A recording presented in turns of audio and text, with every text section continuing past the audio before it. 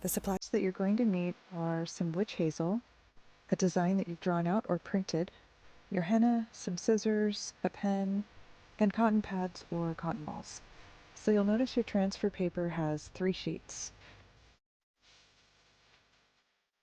Gently remove the middle layer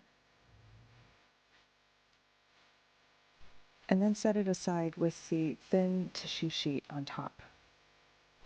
Now take the design that you want to copy and place it right on top of the transfer paper. Grab your pen and start to firmly trace all of the outlines of the drawing.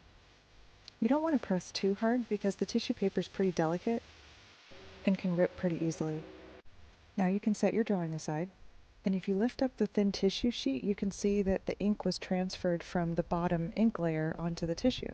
Grab your scissors and carefully cut out the design on the tissue. Trim so that there's not a ton of border left around the design.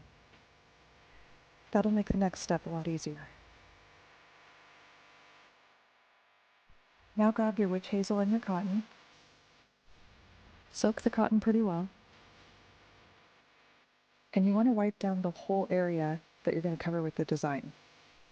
The skin should be damp, so there's just a sheen, so let it dry for a few seconds if needed.